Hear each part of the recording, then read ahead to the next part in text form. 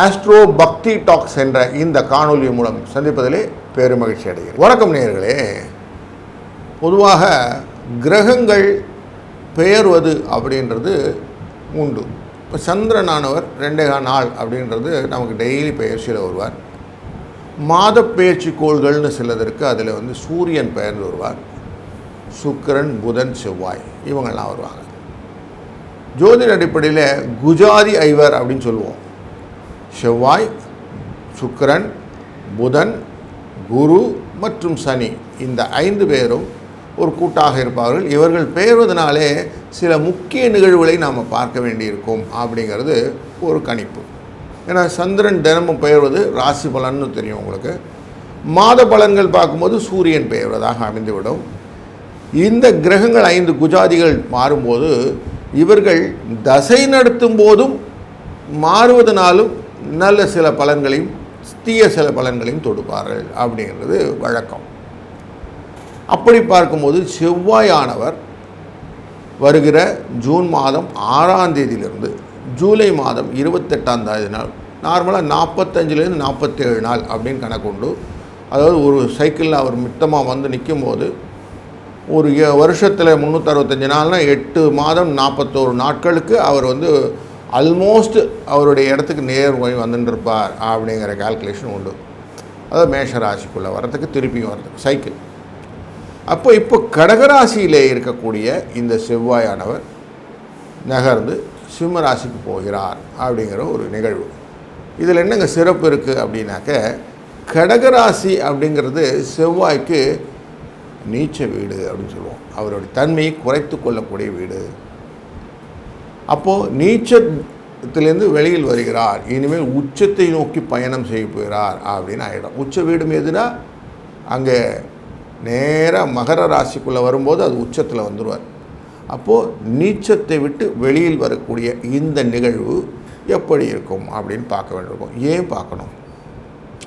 இந்த செவ்வாய் நமக்கு என்ன பண்ணும் அப்படின்னா, நார்மலாகவே சொல்லுவோம் இல்லையா, அவர் கொஞ்சம் பயந்தாங்கொழிங்க சார் அப்படின்லாம் சொல்லுவோம். இல்லை சார் அவர் கொஞ்சம் தைரியசாலி சார் அப்படின்னு சொல்லுவோம்.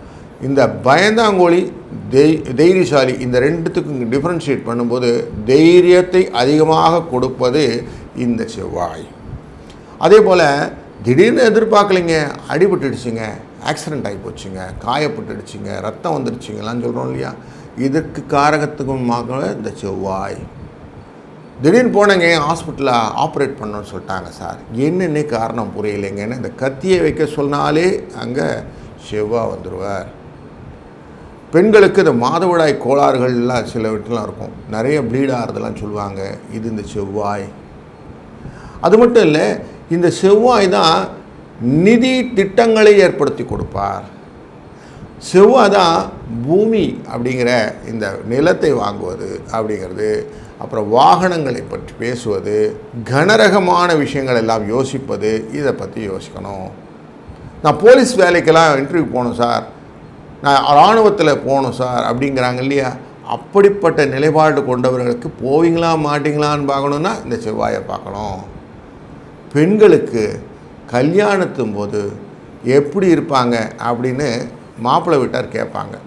அப்போது மாப்பிள்ளை வீட்டாருக்கு இந்த சுக்கிரனும் செவ்வாயும் பார்க்குறது, பெண் வீட்டாருக்கு இந்த சுக்கிரனும் செவ்வாயும் பார்த்து சந்ததி எப்படி இருக்கும், தம்பதி எப்படி இருப்பாங்கன்னு சேர்த்து பார்க்கறதுக்கு இந்த செவ்வாய் உதவுகிறது.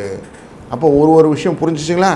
அப்போது ஒரு இடத்துலையும் நிர்வாகத்திறமை, எதையுமே ஆழ்ந்து யோசிக்கக்கூடிய தன்மை இல்லாமல் பதட்டப்படுவது, கோபப்படுவது, உடல்நிலையிலே ஒரு மாற்றங்களை கொடுத்து கொள்வது, இப்படி ஒரு நெகட்டிவ் எனர்ஜியும் வைத்திருக்கும். அப்போ உடல் சூடாயிடுச்சிங்க, ரொம்ப சூடாகி போச்சுங்க, படபடன்னு இருக்குதுங்க அப்படிலாம் சொல்லுவோம் இல்லையா, இதெல்லாம் இந்த செவ்வாயோட தன்மை. அப்போ பாருங்கள், செவ்வாயை பார்க்கணுங்கிறது எவ்வளோ முக்கியத்துவம் ஆகிடுது. அதனால தான் செவ்வாயை பார்க்குறோம். இந்த செவ்வாய்க்கு 2 வீடுன்னு சொல்லுவான். மேஷ ராசியும் விருச்சிக ராசியும் அவருடைய வீடு, சொந்த வீடு. அதே போல் முருகப்பெருமான் அவர் தான் நமக்கு ஃபுல்லாக நிரந்தரமான நிதர்சனமான ஒரு நல்ல கடவுள் அந்த மேஷ ராசிக்கும் விருச்சிக ராசிக்கும். இவரை வணங்கும் போது நிறைய விஷயங்கள் நல்லது நடக்கும் அப்படின்னு சொல்லுவோம். இந்த மேஷ ராசிக்குள்ளே தான் சூரியன் உச்சமாக நிற்பார் அப்படின்போம். அப்போனா வெப்பத்துக்கு வெப்பம். ஏற்கனவே நான் சொன்னேன், செவ்வாய் வெப்பமுடையது, சூரியன் வெப்பமுடையது. அதனால தான் மேஷ ராசியில் சூரியன் உச்சப்பட்டு நிற்பார் அப்படின்னு பார்க்குறோம். விருச்சிக ராசியில் சந்திரன் நீச்சப்பட்டு நிற்பார் அப்படின்னு பார்க்குறோம். அப்போ பாருங்கள், அம்மா அப்பாவுடைய தன்மையும் இந்த செவ்வாயின் மூலிமா பார்த்து கொள்ள முடியலாம் அப்படின்றதும், சகோதரர்கள், மூத்த சகோதரர்கள் எப்படி இருப்பாங்க, அவங்களுடைய ரிலேஷன்ஷிப் எப்படி இருக்கணும்னு இந்த செவ்வாய் சொல்லிக் கொடுக்கும். அப்படி பல விஷயத்தையும் ஒருங்கே கொண்ட இந்த செவ்வாயின் பெயர்ச்சி நமக்கு எப்படி இருக்க போகிறது என்று ஒரு ராசிக்கும் தெளிவாக விளக்கமாக காண்போம். வணக்கம் மிதுன ராசி அன்பர்களே. புதன் அப்படிங்கிறது தான் உங்களுடைய ராசிநாதன். புத்திசாலி நீங்கள், நண்பர்கள் அப்படிங்கிறது உங்களுக்கு ரொம்ப உண்டும். உங்கள் ராசிக்குள்ளே மிருகசிரீஷம் அப்படிங்கிற நட்சத்திரம் செவ்வாயுடையது, திருவாதிரை அப்படிங்கிறது ராகுடையது, புனர்பூசம்ங்கிறது குருவுடையது. இந்த மூணுமே ஒன்றா சேர்த்து வச்சுருக்கிறீங்க.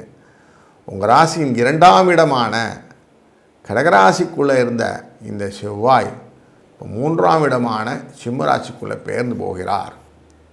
அவர் போகிற இடம் என்னைக்கு மகம் பூரம் உத்திரம்னு கேது, சுக்கிரன், சூரியன் இந்த 3 பேரை கடந்து போக போகிறார். அங்கே ஏற்கனவே கேது உட்கார்ந்துருக்கிறார்.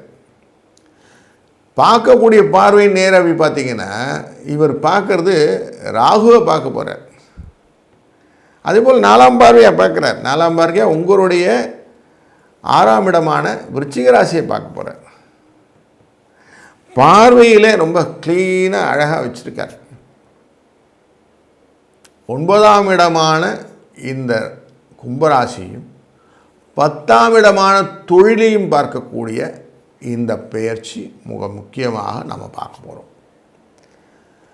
6, 9, 10 இப்போது எவ்வளோ முக்கியம் தெரிஞ்சு போச்சு. 6னா ரிண ரோக சத்ருன்னு சொல்கிறது, 9னா பூர்வ புண்ணியம், 10னா ஜீவனம் அல்லது தொழில் கர்மா இதெல்லாம் சொல்லுவோம். இதை நமக்கு பார்க்கக்கூடியவர் இந்த உங்களுடைய ராசிக்குள்ளே இருக்கக்கூடிய மிருகசீரிஷ நட்சத்திரக்காரரான செவ்வாய். அப்போ பாருங்கள் எவ்வளோ வெயிட்டேஜான நம்ம விஷயத்தை நம்ம பேச போகிறோம். அப்போ கடன் தீர்ப்பதற்கான ஒரு வாய்ப்புகளை ஏற்படுத்தக்கூடிய காலகட்டம் இது. ஏன்னா தன்னுடைய ராசியான விருச்சிக ராசியை பார்க்க போகிறார் 6ஆம் பார்வையாக.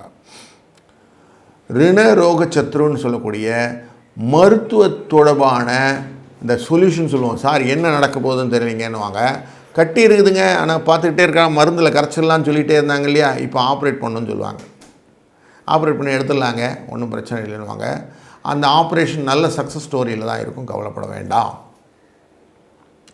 சிலவங்களுக்கு அந்த தழும்புகள் அப்படிங்கிறதுக்காக சில க்யூரிங் போயிட்டுருக்கிறீங்க, அந்த தழும்புகள் சரியாகிவிடும். ஃப்ரிக்ஷன் அப்படிங்கிற அந்த இடத்துல சுளுக்கு, பிடிப்பு இப்படிலாம் இருந்துச்சு, இதுக்கான வைத்தியங்கள் பார்த்து கொண்டு இருக்கிறீர்கள். என்னன்னே தெரியலைங்க, சியாட்டிக்குங்கிறான், கால் இழுக்குதுங்கிறான், முட்டி வலிக்குது, என்ன பண்ணுறது தெரியலைங்க. இதுக்கான மருத்துவ தொடர்பான செலவுகள் எல்லாத்தையும் குறைக்க ஆரம்பித்து விடுவார் இந்த செவ்வாயின் பார்வையினாலே. தைரியம் வந்துடும், நம்ம எதையும் சமாளிச்சிடலாங்க, கொஞ்சம் பார்த்து தானே செஞ்சுக்கிறேங்க என் வேலையெல்லாம் அப்படின்னு ஒரு தைரியம் வர ஆரம்பிச்சிடும். எதிரிகள் உங்களுக்கு பார்த்து பயப்படக்கூடிய காலகட்டம் இது. அதனால் பயப்படுவாங்க, எதிரி வரமாட்டான். சில அன்பர்களுக்கு கொடுத்த காசை திருப்பி கொண்டு வந்து கொடுத்துட்டு போகிற ஆளுகள்லாம் வந்துடுவாங்க. இப்போ இந்த காலகட்டத்தில் புண்ணிய ஸ்தலங்கள்லாம் போயிட்டு வரணும்னு எண்ணம் வரும். மோஸ்ட்லி முருகன் கோயிலாக போயிட்டு வருவீங்க. அப்படியே அறுபடை வீடுக்கும் ஒரு ரவுண்டு போயிட்டு வரலான் இருக்கேன் சார் அப்படின்னு சொல்லக்கூடிய அன்பர்களும் இருக்கிறீர்கள். தொழிலிலே மாற்றங்கள் வேண்டும். அதுவும் எஸ்பெஷலி இந்த ஆட்டோமொபைல் இண்டஸ்ட்ரியில் இருக்கிறவங்களுக்கெல்லாம் சின்ன சின்ன ப்ரொமோஷன்ஸ்லாம் கிடைக்கக்கூடிய சூழ்நிலை. நிர்வாகத்தின் தொடர்பாக சில இடங்களில் மாற்றங்களை, இடப்பெயர்ச்சிகளை கொள்ளக்கூடிய ஒரு காலகட்டம் இது. அதனால் எனக்கு லாபங்கள் கிடைக்குமானா லாபம் வருவதற்காக தானே இந்த மாற்றங்களே நடக்கிறது. உங்களுக்கு 11க்கு அதிபதி தொழிலை பார்க்க போகிறார் அப்படின்னா லாபம் வருமா வராதா? ஆப்வியஸ்லி லாபம் வரும். அந்த லாபத்தை கூடுதலாக கொடுக்கக்கூடிய சூழ்நிலையை இந்த செவ்வாய் பெயர்ச்சி கொடுக்கறது அப்படிங்கிறது மனசை புரிஞ்சுக்கணும். அப்போ எல்லாமே நல்லா இருக்குதுங்களா அப்படின்னா சில நெகட்டிவ் எனர்ஜியும் இருக்குது. என்னெல்லாம்? ரொம்ப உடல் சூடு ஆகிடும். பயணங்கள் போது கரெக்டாக சாப்பாடெல்லாம் கரெக்டாக சாப்பிடணும், இல்லைன்னா உடல் சூடுவதற்காக வாய்ப்புகள் உண்டு. அப்போ சூட்டை குறைக்கிற மாதிரி நீங்கள் இருக்கணும். அதே மாதிரி கோபப்படுதனால் வரக்கூடிய அழுத்தங்கள் ஜாஸ்தியாக இருக்கும். கோபத்தை குறைத்து கொள்ள வேண்டும். புத்தி தடுமாற்றங்கள் வருவதற்கான வாய்ப்புகளும் உண்டு. டக்குன்னு பண்ணிடணுன்னு போயிடும். புத்தின்னு ஒன்று இருந்துச்சே சார், அதை யூஸ் பண்ணலையான்னு கேட்பான் பின்னாடி. ஆமாங்க, அதான் விட்டுட்டேங்க, தவறு போச்சு அப்படின்னு சொல்கிறோம் இல்லையா. ஒரு வேலையை 2 வேலையை செய்கிற மாதிரி ஆகிடுச்சுன்னா கஷ்டம் ஆகிடுது இல்லையா. அதெல்லாம் வரும். அதெல்லாம் கொஞ்சம் நெகட்டிவ், அதெல்லாம் கண்ட்ரோல் பண்ணிக்கணும். பூமி விஷயத்தில் வில்லங்கம் இருக்கா இல்லையான்னு பார்க்காம கையெழுத்து போடுறது, இது ஒரு பிரச்சனை. பைசா கிடைக்குது, டக்குன்னு கையெழுத்து போட்டுருவோம். பைசா வரும், அதெல்லாம் ஒன்றும் பிரச்சனை இல்லை. நல்ல பைசா வர்றதுக்கான வாய்ப்புகளை கொடுத்துரும் இந்த 3ஆம் இடம்ங்கிறது. அதனால் பணம் வந்துடும், ஆனால் வில்லங்கும் சேர்ந்து வரும். கொஞ்சம் வில்லங்கள்லாம் இருக்கா பாருங்கள். மெயிலில் கடகடன் தட்டி விட்டு போஸ்ட் பண்ணிட்டேன், அவங்க எனக்கு ரிப்ளை பண்ணுவாங்கன்னா நீ போட்டிருக்கிற மெயிலை இன்னொரு வாட்டி ரிவ்யூ பண்ணு அப்படின்னு ஒரு மெசேஜ் வரும்.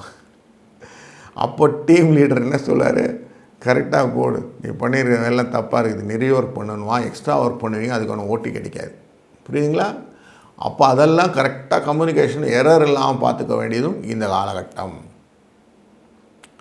சிக் ஃபீலாக ஃபீல் பண்ணுவோம். அதை நார்மலாக சொல்லுவாங்க, இந்த வாகன ஓட்டுநர்களில் பேருந்து ஓட்டுநர்கள்லாம் இருக்காங்க, அரசு பேருந்துகளில், அவர்களுக்கெல்லாம் தலைவலி அப்படின்னு சொன்னால் கூட லீவ் எடுத்துக்கலாம். சார் எனக்கு தலைவலிக்குதுன்னா no need to come for work, rest எடுத்துக்கிடுங்க, அப்புறம் வாங்கன்னு சொல்லி அனுப்பிச்சிடுவாங்க. சிக் லீவில் அதுவும் அக்செப்டட்.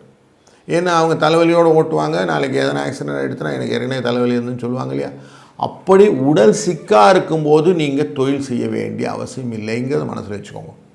இதுவும் முக்கியமான ஒரு விஷயம். ஏன்னா உங்கள் மனசுக்குள்ளே என்ன ஓட்டங்கள் அந்த உடல் பாதிப்பை தான் நீங்கள் செய்யக்கூடிய காரியங்களை யோசிக்காது. தொழிலை பார்த்து கொண்டு இருக்க லாபம் வரணும்னு சொல்லிட்டேன். அப்போ தொழிலை பார்க்கணும், லாபம் வரணும்னா நம்ம ஃபிட்டாக இருக்கணும். இப்போ ஃபிட்னஸுக்கு தான் ஃபஸ்ட் ப்ரிஃபரன்ஸ் கொடுத்தீங்கன்னா கரெக்டாக இருக்கும். காலையிலேருந்து எக்ஸசைஸ் பண்ண பிறகு செய்கிறேன் சார் அந்த வேலையில்னா அது கரெக்டு. எக்ஸசைஸே செய்ய முடியலன்னா அப்போ உங்களுக்கு உடம்பு சரியில்லைன்னு அர்த்தம் இல்லைங்களா. அப்போ அந்த இடத்த கரெக்ட் பண்ணிக்கணுங்கிறது இந்த செவ்வாய் பயிற்சி நமக்கு சொல்லிக் கொடுக்குது. இப்படி ஒன்றோட லிங்க்கு தான்.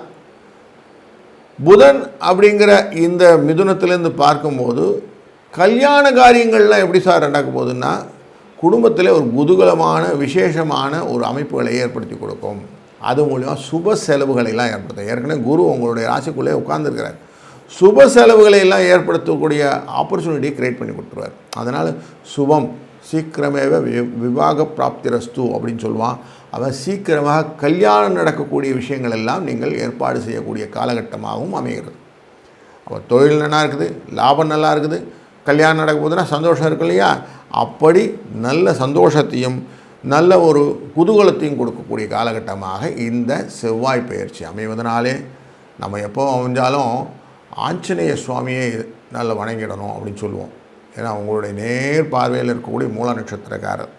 அப்போது ஹனுமந்த் சாலிசா அப்படிங்கிற அனுமந்தருடைய பாடலை பாடுவது, இல்லை அவரை துதிப்பது, அவருடைய மனதால் நினைப்பது, இது உங்களுக்கு ரொம்ப முக்கியமான ஒரு பரிகாரமாக மனதில் வைத்து கொண்டிருந்தால் நல்லது நடக்கும், நல்லதே நடக்கும். வாழ்க வளத்துடன். வணக்கம் கடகராசி அன்பர்களே. கடகராசி அப்படின்னாலே புனர்பூசம் பூசம் ஆயில்யம் அப்படிங்கிற குரு சனி மற்றும் புதன் அப்படிங்கிற 3 நட்சத்திரத்தை ஒன்றாக கொண்டவர் நீங்கள். இந்த நட்சத்திரங்கள் எல்லாம் ஏன் சொல்கிறேன்னாக்க, இந்த நட்சத்திரத்திலெல்லாம் செவ்வாய் இப்போ ப்ராக்டிஸ் பண்ணி அப்படி ட்ராவல் பண்ணி போயிட்டார், வெளியில் வரார், அடுத்து சிம்மராசிக்குள்ளே போகிறார்.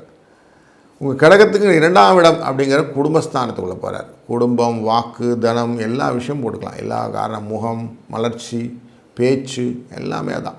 இங்கே போகிறார். அங்கே உட்காந்துருக்கிற ஏற்கனவே கேது உட்காந்துருக்கிறார், அவரோடு சேர்ந்து கூட்டாக போகிறார். அங்கே மகம், பூரம், உத்திரம் 3 நட்சத்திரம் இருக்குது, அதுக்குள்ளே ட்ராவல் பண்ண போகிறார். இந்த கடகராசிக்குள்ளே இருந்தபோது அவர் கொடுங்கி அப்படி உட்கார்ந்துருந்தார். ஏன் குருங்கி உட்காந்துருக்கணும்? நீச்சத்தன்மை. குரு தான் அங்கே உச்சமாக இருக்க போகிறார், தான் இல்லை அப்படின்னு தெரிஞ்சு போச்சு. அதனால் கொஞ்சம் ராஜா முன்னாடி அடக்கி வைக்கிற தளபதி மாதிரி இருந்தார், மந்திரி மாதிரி இருந்தார், அப்படி அமைதியாக இருந்தார். இப்போது போதும்பா வெளியில் வருவோம்னு கொஞ்சம் மீட்டிங் அட்டன் பண்ணி வெளியில் வரும்போது கொஞ்சம் ரிலீஃபாக இருக்கும்போல அப்படி வர வெளியில் போதும் தாளிச்சிட்டார் நம்மளை அப்படின்னு சொல்லுவாங்க இல்லையா. அப்பாடி அப்படி ஒரு பெருமூச்சோடு வெளியில் வரார். சரிங்க, இப்படி வந்தால் என்னங்க எனக்கு ஆகும், இதெல்லாம் கதையெல்லாம் நல்லா சொல்கிறீங்க சார், நல்லா இருக்குது அப்படின்லாம் சொல்லாதீங்க. ஏன்னா 2ஆம் இடம் அப்படிங்கிறது காரகத்துவப்படி பார்த்தா வியாதின்னு அர்த்தம். அப்போ குடும்பத்தில் ஏதோ ஒரு இடத்துல மருத்துவ செலவு வைக்க போகிறாருன்னு அர்த்தம். வெளியில் வந்து சும்மா இருக்க மாட்டார். எங்கேயான்னு யாருக்குன்னா ஒரு மருத்துவ செலவு, ஆப்ரேஷன் ரிலேட்டட் மேட்டர்ஸ் எதாவது வந்து இழுத்து விடுவார். அதுவும் பயப்பட வேண்டாம், குழந்தைகள் விஷயத்தில் கொஞ்சம் கொண்டு வந்து விடுறாரு.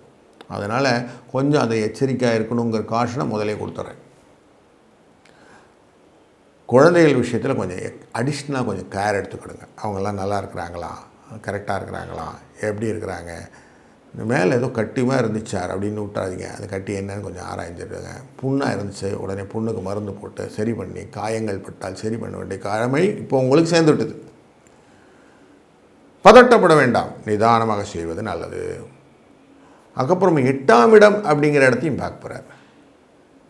ஸோ உங்களுடைய ராசியிலேருந்து 8ஆம் இடம் அப்படிங்கிற இடம் கும்பராசி இல்லைங்களா? அங்கே உட்கார்ந்துருக்கிறது ராகு உட்கார்ந்துருக்கிறார். அப்போது உங்களுக்கு தேவையில்லாத சில விஷயங்கள் எல்லாம் வம்பில் மாட்டக்கூடிய சூழ்நிலையும் அந்த வம்புனால் வரக்கூடிய கஷ்டங்களும் உண்டு அப்படிங்கிறத வச்சுக்கோங்க. அப்போ கொஞ்சம் எச்சரிக்கை, எக்ஸ்ட்ரா எச்சரிக்கை, முன்னெச்சரிக்கைன்னு சொல்லுவோம்ல, அது மாதிரி மைண்டை நல்லா ஓப்பனாக வச்சுக்கணும். எதிர்பாராததை எதிர்பார் அப்படின்னு சொல்லுவாங்க நார்மலாக. அந்த மாதிரி கொஞ்சம் அலர்ட்டாக இருப்பது நல்லது. 9ஆம் இடத்தையும் பார்க்குறார், அங்கே சனி உட்கார்ந்துருக்கிறார். அதனால் கொஞ்சம் கோவில் குளம்லாம் போகிறதுக்கு யோசனை வரும். சிலவர்கள் காசி, அது மாதிரி ராமேஸ்வரம் அப்படி போன்ற புண்ணிய யாத்திரைகளும் செய்வதற்கான வாய்ப்புகளை ஏற்படுத்தி கொடுப்பார். இதெல்லாம் போனால் என்ன ஆகுங்க அப்படின்னா, இதெல்லாம் போயிட்டு வரதுனால உங்களுக்கு கஷ்டங்கள் மட்டுப்படும்னு சொல்லி அனுப்புவாங்க. சார் போயிட்டு வாங்க சார், நல்லது நடக்கும் சொல்லுவாங்க. இப்படியும் நடக்கும். சரிங்க, இந்த மகம் பூரம் உத்திரம்னு இதுக்குள்ளார போகிறான்னு சொன்னீங்களே, இதனால் எனக்கு என்ன லாபம் அப்படின்னிங்கன்னா, மக நட்சத்திரம் கேதுவுடையதே, கேதுவோடு சேர்ந்தது. அஸ்வினி நட்சத்திரங்கிறது ஏற்கனவே மேஷராசியில் இருக்கக்கூடியது. ஸோ தன்னுடைய சேம் தன்மையை இங்கே கொண்டு வந்துடுவார். மேஷராசியில் உங்களுக்கு இருக்கும்போது எப்படி கொடுத்தார், நல்ல விஷயங்கள்லாம் செஞ்சார் இல்லைங்களா? அந்த நல்ல விஷயங்கள்லாம், ஏன்னா உங்களுடைய ராசிக்கு 10ஆம் அதிபதி அவர். அந்த 10க்கு உரியவன் 2ல் அமர்ந்திருக்கிறார் அப்படிங்கிற கணக்கில் வச்சுக்கிட்டோம்னு வச்சுங்களேன். 5க்கும் 10க்கும் உரியவன்னா தொழிலை பற்றின விஷயங்கள் எல்லாம் அழகாக சேர்த்து கொடுப்பார். பொருளாதார வசதிகள் எல்லாம் ஏற்படுத்தி கொடுத்துடுவார். எந்த விதத்திலும் பெரிசாக கஷ்டங்கள், அதாவது வியாதிகள் வந்தாலும் கஷ்டங்கள் வந்தாலும் அதற்கான நிவர்த்திகளையும் சேர்த்து கொண்டு வந்துடுவார். எப்பவுமே மருந்து வேணும் இல்லைங்களா? எந்த வியாதிக்கும் மருந்தையும் சேர்த்து கொடுத்துட்டா சரி சார், மருந்து சாப்பிட்டா சரியாக போடும்ல, சாப்பிட்டுக்கிறேன் அப்படிங்கிறோம் இல்லையா? நமக்கு 2020 பழிப்போன என்ன, கொரோனா வந்தது, மெடிசன் இல்லைன்னு முதல்ல கண்டுபிடிச்சோம். மெடிசன் வந்தவுடனே எல்லாம் சரியாயிட்டோம், எல்லாம் மனசு வந்து திருப்தி ஆகிட்டோம். அப்படி மனதை நமக்கு திருப்தி ஆகக்கூடிய ஒரு மெடிசன் வந்துருச்சுன்னா நமக்கு சரியாகப்படுது இல்லைங்களா? அப்படி மெடிசனோடு வரக்கூடிய மருந்தாக வரும். அப்போது லாபமோடு சேர்ந்து செலவு வரும். அப்போ பரவாயில்லைங்க, சமாளிச்சுக்கிற மாதிரி இருக்குதுங்கன்னு சொல்லிவிடுவீங்க. தொழிலும் அப்படி தான் மாற்றங்கள் எல்லாம் வரும். உயர்ந்த பதவிகளெல்லாம் கொடுப்பார்கள். சம்பளம் கொஞ்சம் கம்மியாக இருக்கும் சார், ஆனால் பதவியெல்லாம் நல்லா இருக்கும். உயர்ந்த திறன், நிர்வாகத்திறனினால் அப்ரிசியேஷன் உங்களுக்கு உண்டு. சார் அவர்கிட்ட கொடுங்க சார், அவர் காரியங்கள்லாம் கரெக்டாக பார்த்துருவார், அவங்க எல்லாத்தையும் கூட்டி கழிச்சு பார்த்துட்டு கரெக்டாக வச்சுருக்காங்க சார், அவங்க தான் சார் நல்லவங்க அப்படின்னு உங்களை நிறைய அப்ரிஷியேட் பண்ணி அந்த அப்ரிசியேஷனுக்கான ப்ரொமோஷன்ஸு கொடுக்கக்கூடிய காலகட்டம் இது. இந்த 45 நாள் ஜூலை 28 வரைக்கும் இருக்குது. அதனால் இந்த காலகட்டங்களில் உங்களுக்கு இதெல்லாம் கிடைக்கிறதுக்கான வாய்ப்புகளை ஏற்படுத்துறதுக்கு செவ்வாய் பயிற்சி உண்டு. லாபத்தை கொஞ்சம் ஜாஸ்திப்படுத்தினாலும் சில செலவுகளையும் கொண்டு வருவான்னு சொன்னேன் இல்லைங்களா? எப்படிப்பட்ட செலவுனா, வெளிநாட்டு தொடர்பான செலவுகள், இல்லீகல் அப்படிங்கிறத, சார் அவன் வந்தால் ஏதோ ஒன்று அப்படி பண்ணினா சரியாகும்னு சொன்னால் எனக்கு புரியல, இருந்தாலும் கொடுத்து பார்ப்போம் அப்படின்னு எக்ஸ்ட்ராவாக கொஞ்சம் பணத்தை யார்கிட்டனா கை மாத்தாய் கொத்து சும்மா ஒரு அகடவிகடம் பண்ணுறான் சார், உருட்டிடலாம் சார் அப்படின்லாம் சொல்கிற மணி லாண்ட்ரிங் ரிலேட்டட் மேட்டர்ஸ்குள்ளே மைண்டு கொஞ்சம் போகிறதுக்கு வாய்ப்பு உண்டு. அது வந்தால் மட்டும் கொஞ்சம் கண்ட்ரோல் பண்ணிவிடுங்க. ஏன்னா அது விரயமாக மாறிவிடும், உங்கள் கைக்கு வந்து சேராது. அதனால் அதை மட்டும் கொஞ்சம் கரெக்டாக இருங்க. அதிக வட்டிக்கு ஆசைப்பட்டு நீங்கள் செய்யக்கூடிய அந்த காரியங்கள் வரும். அப்போ மட்டும் கொஞ்சம் கையை சுருக்கி இழுத்து வச்சுக்கிடுங்க. நம்ம இந்த காரியம் பண்ணுறதில்ல, இதனால் நமக்கு லாபம் இல்லை, நஷ்டம் உண்டுன்னு மனசில் நல்லா ஆணித்தரமாக புரிஞ்சுக்கிட்டிங்கன்னா இந்த பயிற்சியில் இந்த பலனை நம்ம மனசில் போட்டே வச்சுக்கலாம். சில அன்பர்களுக்கு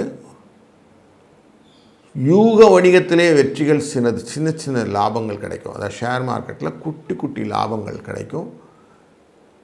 80% லாபம், 20% ஸ்டாப் லாஸ் ட்ரிகர்ட் இப்படின்னு இருக்கும். ஸோ அந்த மாதிரி சின்ன நஷ்டங்கள், கொஞ்சம் லாபங்கள் இருக்கக்கூடிய சூழ்நிலையும் இந்த பெயர்ச்சியானது கொடுக்கும். அதனால் கொஞ்சம் பண்ணலாம். ஸ்பெக்குலேட்டிவ் இன்வெஸ்ட்மெண்ட் அப்படின்னு சொல்லக்கூடிய விஷயங்கள். சிலவங்க லேண்டு புரோக்கராக இருக்கீங்க, அந்த லேண்ட் புரோக்கிங்லாம் இந்த வாட்டி கரெக்டாக போகும். ரியல் எஸ்டேட் பிஸ்னஸ் கொஞ்சம் தூக்கி விடும். வீட்டு வாடகை புரோக்கர்னு சொல்லுவோம் இல்லையா, அந்த வாடகை புரோக்கர், டாக்ஸி, ஆட்டோ இந்த மாதிரி விஷயங்கள் எல்லாம் ஓட்டி கொண்டு இருக்கிற அன்பர்களுக்கு சில விஷயங்களிலே லாபங்களை கொடுக்கக்கூடிய ஒரு சூழ்நிலை காட்டுகிறது. அதனால் அவங்களுக்கு லாபம் வரும் அப்படிங்கிறதும் உண்மை. பெண்கள் விஷயத்திலே கொஞ்சம் வரன் தேடும் முயற்சிகளில் மேற்படுபவர் கொஞ்சம் பார்த்து நிதானித்து எல்லாம் பண்ணுறது நல்லது. அவசரப்பட்டிங்கன்னா அதுக்கான பலன் எப்படி இருக்குன்னா, கல்யாண நேரத்தில் அது நின்று போகிறதுக்கான வாய்ப்புகளும் தடைகள் வருவதற்கான வாய்ப்புகளும் உண்டு. அதனால் கொஞ்சம் நல்லா அனலைஸ் பண்ணி ஜோதிடரெல்லாம் கேட்டுக்கிட்டு கரெக்டாக பொருந்தின ஜாதகத்தை மட்டும் எடுத்துகிட்டு ப்ரொசீட் பண்ணுறது நல்லது. நீங்களாக ஒரு முடிவுக்கு வந்து பண்ணுறது கொஞ்சம் அவாய்ட் பண்ணுங்கள். இப்படிலாம் செஞ்சுட்டே வந்தீங்கன்னா ரொம்ப நல்ல விஷயங்கள் நடக்கும். உங்கள் ராசியிலேயே ரங்கநாத பெருமாள், ஸ்ரீரங்கநாதர் பெருமாள் ஆயில்ய நட்சத்திரத்தில் படுத்திருக்கிறாரு. அவள் காலை பிடிச்சி விட்டுருக்கிறா, லக்ஷ்மி எப்போவுமே பிடிச்சி விட்டுருக்கிறா. அந்த லக்ஷ்மி தேவியை நீங்கள் மனதால் நினைக்கும் போது, ஏன்னா ராகு உங்களை பார்க்கிறார் அப்படிங்கிற 2ஆம் இடமான செவ்வாய் இருக்குது. அப்படின்னால லக்ஷ்மியை நீங்கள் வணங்கும் போது லக்ஷ்மி கடாட்சம் உங்களுக்கு வந்து குடும்பத்திலே நல்ல வரவும் நலமும் வளமும் வரட்டும். வாழ்க வளத்துடன்.